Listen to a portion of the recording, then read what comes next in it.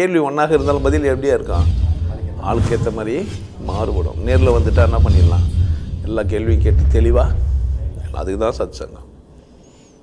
என்னுடைய நோக்கம் எல்லாம் மனிதர்கள் எல்லாம் மகிழ்ச்சியாக இருக்கணும், அவ்வளோதான்.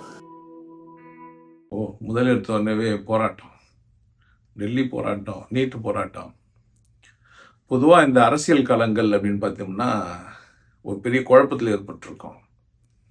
நம்ம தேர்ந்தெடுத்து ஒரு ஆளை வச்சு, ராஜா காலத்துலேருந்தே இது பிரச்சனை நடந்துன்னு இருக்குது. ராஜா ஒருத்தர் இருப்பார், அவர் நினைக்கத்தை செய்வார். அதை திருத்தத்துக்காக படைப்பாளிங்க இருப்பாங்க, பண்டிதர்கள், படைப்பாளிகள். கதையெல்லாம் அதை சார்ந்து தான் எழுதியிருக்கோம். கோமாளி ராஜா, முட்டாள் ராஜா அப்படி தான் சொல்லி வச்சுருப்பாங்க, தெனாலிராமன் கதைகள். அப்போ ராஜா காலங்கள்லேயே தப்பு நடக்கும்போது திருத்தத்துக்கு படைப்பாளிகள் இருந்தாங்க. ராஜாவை பாராட்டுறதுக்கு ஒரு படைப்பாளி இருப்பான், 2 பேர் இருப்பாங்க. ராஜாவுக்கு துதி பாடுறது, ராஜா தான் சரியானவர், அவர் விசேஷமானவர்னு சொல்கிறதுக்கு ஒரு கூட்டமும் 2 படைப்பாளிகளாக தான் இருப்பாங்க. பொதுவாக மக்கள் எப்படி இருப்பாங்கன்னா, என்னன்னே தெரியாது, எதையும் தெரிஞ்சுக்க மாட்டாங்க, புரிஞ்சுக்க மாட்டாங்க. கூட்டம் சேர்ந்த கூட்டமாக இவங்களும் சேருவாங்க, எல்லாம் கல்லெத்து வீசினா இவங்களும் கல்லெத்து வீசுவாங்க, கும்பலாக போனால் இவங்களும் கும்பலாக போயிடுவாங்க. ஏதோ ஒரு ஜாதி பேர் சொன்னால் ஒன்றாயிடுவாங்க, இல்லை மதம் பேர் சொன்னால் ஒன்றாயிடுவாங்க. காலகாலமாக இது நடக்குது. வாஷிங்டன் டிசி நான் போயிருந்தேன்.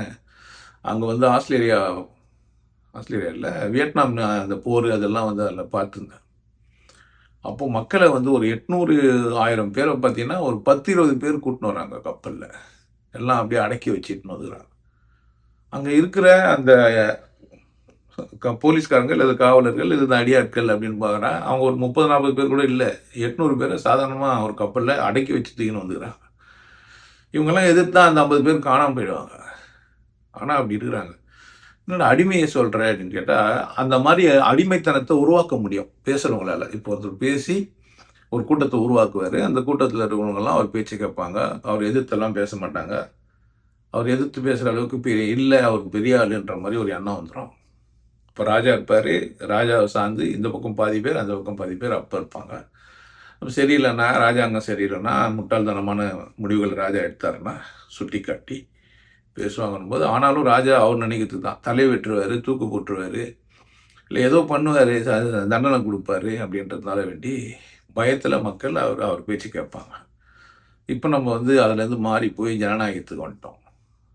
மக்களோட விருப்பம் தான் அப்படின்ட்டு நம்மலாம் சேர்ந்து வாக்காளர் ஒரு ஆளை தேர்ந்தெடுக்கிறோம். ஒரு அரசியல் தலைவராக வராரு. சார், நாங்கள் பேசுறது நீட்டு இதெல்லாம் சொல்கிறீங்களா? நான் சொல்கிறேன், ஏன் இந்த மாதிரி நடக்குது அப்படின்னு கேட்குறேன்.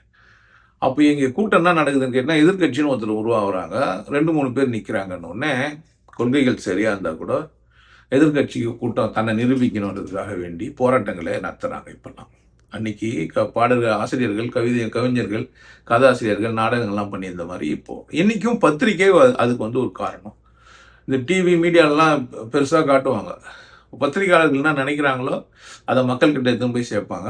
மக்கள் அதுக்கேற்ற மாதிரி ஆகிடுவாங்க. மக்கள் பத்திரிகையாளர்களை நம்புவாங்க. நான் பத்திரிக்கை மக்களை நம்பியிருக்கோம். மக்கள் எந்த மாதிரி விரும்புகிறாங்கன்னு பார்த்து அதை அதிகமாக ஃபோக்கஸ் பண்ணுவோம். அப்போ வியாபார உலகமாக மாறிச்சு. இப்போது யாருக்கும் என்ன இல்லைன்னா எல்லாம் நல்லது நடக்கணுன்ற எண்ணம் இல்லை.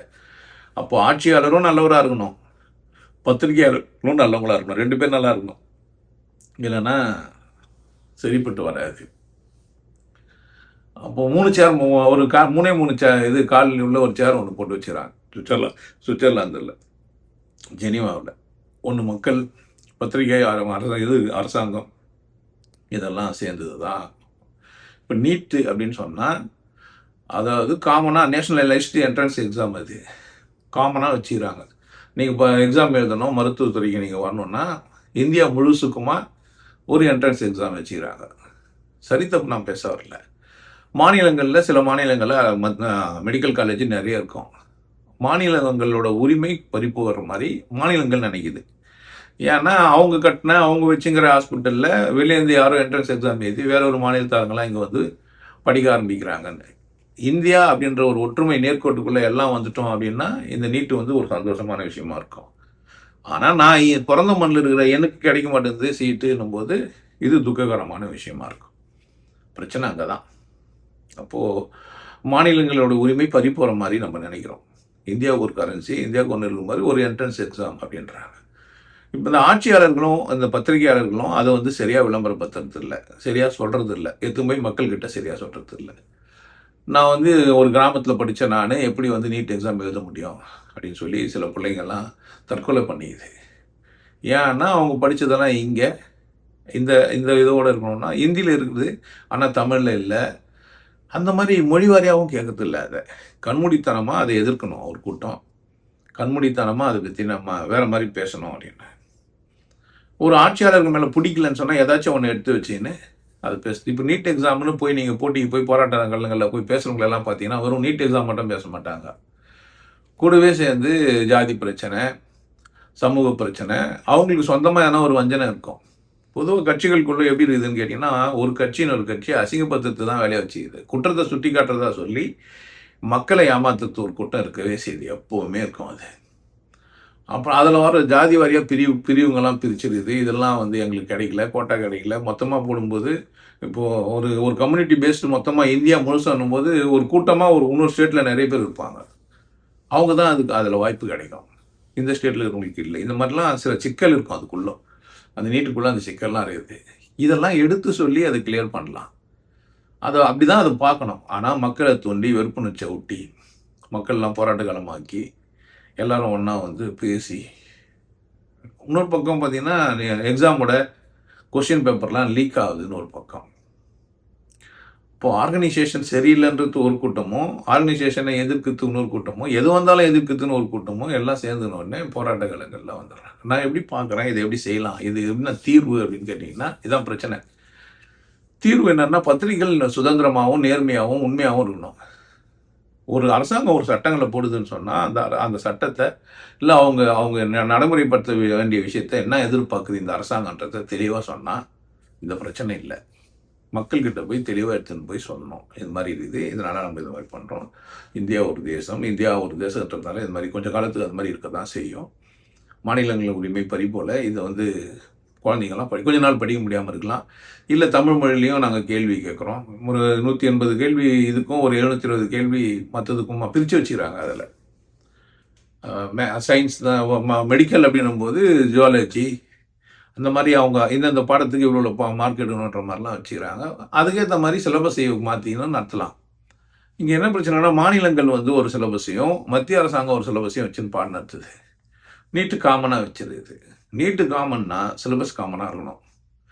இதை மட்டும் புரிஞ்சுக்கணும். நம்ம என்ன நடக்குதுங்க, ஏன் இந்த குழந்தைங்களால படிக்க முடியலன்னு புரிஞ்சுக்கின்னு ஆட்சியாளர்களும் சரி போராட்டக்காரர்களும் சரி புரிஞ்சுக்கின்னு ரெண்டு பக்கமும் சரி பண்ணலாம். இது போராடி தான் ஒன்று பெறணுன்ற மாதிரி இல்லாத அளவுக்கு ஆட்சியாளர்களும் ஈஸியாக வளைஞ்சு கொடுக்கலாம். போராட்டக்காரர்களுக்கும் பத்திரிகைகள் வந்து இப்போ இதில் முதல் பெரிய பங்கு இதில் எது, அரசாங்கம் மக்கள் ரெண்டுக்கும் நடுவில் எது இருக்குதுன்னா பத்திரிகைகள் தான் இருக்குது. ஸோ பத்திரிகை ஆசிரியர்கள் நேர்மையானவர்களாக இருக்கணும், மக்கள் நலன் விரும்பியெல்லாம் இருக்கணும். ஆனால் நிறைய பத்திரிகை நான் இப்போ வந்து பத்திரிகைலாம் மாறிச்சு. இப்போல்லாம் செய்தி சேனல்கள் தான் வந்துச்சு. ரெண்டாவது யூடியூபர்ஸ் எல்லாம் நிறைய பேர் ஆகிட்டாங்க.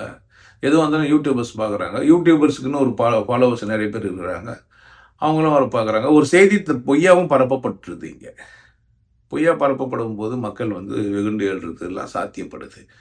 ஸோ அந்தெல்லாம் அவங்களாம் கொஞ்சம் நேர்மையாக சிந்திச்சு ஒரு நல்லவங்க ஒருத்தன் வந்து ஆட்சி ஆண்டான்னா போதும். நல்லவங்க சொல்கிறதெல்லாம் அரசாங்கத்துக்கு வந்து சட்டமாக ஆகணும் அப்படின்னா, வலிமை உள்ளவன் வச்சது எல்லாம் சட்டம் ஆகாது தம்பி, பிறர் வாழ நினைப்பவன் சொல்லுவதெல்லாம் சட்டமாகணும் தம்பின்னு ஒரு வரி இருக்கும். நல்லா இருக்கும் அந்த வரி. ஸோ வலிமை உள்ளவர்களாக இல்லாமல் வாழ நினைக்கிறவங்களா எல்லாரும் மாறினா நல்லா இருக்கலாம். ஸோ ஆட்சியாளர்களும் அப்படி தான், பத்திரிகையாளர்களும். பொதுமக்கள் பாவம் என்னான்னே புரியாமல் இப்படி அப்படிமா போராட்டத்தில் போய் கலந்துக்கிறாங்க. எங்களுடைய உரிமை பறிப்போகுதுன்னு ஒரு பக்கம் ஒரு கூட்டம், புரிய வைக்கிறதுக்கான பத்திரிகைகள் செய்தி சேனல்கள்லாம் சரியாக இருக்கலாம். இப்போ நானும் புரிய வைக்கிற ஒரு அந்த இடத்துல தான் இருக்கிறேன். பத்திரிகை மாதிரி தான். இப்போ நான் ஒரு யூடியூபர் மாதிரி தான். மீண்டும் கடவுள் புரிஞ்சுக்கணுமேன்றதுனால சொல்ல வரேன், சண்டை சச்சரவு இல்லாத போராட்டம் இல்லாத ஒரு உலகத்தை உருவாக்குறதுக்கு ரொம்ப ஈஸியாக ஒரு ஏதோ ஒன்று செய்ய போகிறோன்னா முன்னாடியே மக்கள்கிட்ட எல்லாத்தையும் சொல்லி ஒரு பர்மிஷன் இல்லைனா ஒரு இதான் நடக்க போகுது, நீட்டுனா இதுதான், இப்படி தான் இப்போ ஒரு எக்ஸாம் வைக்க போகிறோன்னு முதல்ல சொல்லி பண்ணால் நல்லா இருக்கலாம். பார்ப்போம். உங்களுக்கு எல்லாருக்கும் ஒரு விஷயம் சொல்றேன், ஆனந்த வாழ்வு அப்படின்ற ஒரு கோர்ஸ் யூடியூப்ல போட்டு வச்சு, ஹாப்பி லைஃப் கோர்ஸ். நீங்க மெம்பர் ஆனீங்கன்னா ஆனந்த வாழ்வு கோர்ஸ் நேரடியாக நீங்க யூடியூப்ல பார்க்கலாம். ஃபேமிலியா டிவியில போட்டு என்ன பண்ணலாம், எல்லாரும் ஃபேமிலியா போட்டு பார்க்கலாம். ஒருத்தர் தான் சப்ஸ்கிரைப் பண்ணீங்க, 5 பேர் 6 பேர் என்ன பண்ணலாம், நீங்க அதை பார்க்கலாம். வாய்ப்பு பயன்படுத்திக்கப்பா. சிவயோகிய நாடு உன்னை நீ கொண்டாடு கொண்டாட்டம் உனது பிறப்புரிமை மனம் மறப்போம் மனிதம் வளர்ப்போம். நல்லா இருங்க, சிறப்பாக இருங்க, கொண்டாட்டமாக இருங்க. உங்களை நீங்கள் மதிப்பு மிகுந்தவராக மாற்றுறது உங்கள் கையில் தான் இருக்குது. நல்லா இருங்க. நான் ஒரு வாய்ப்பு என்னை பயன்படுத்திக்கலாம். நல்லது.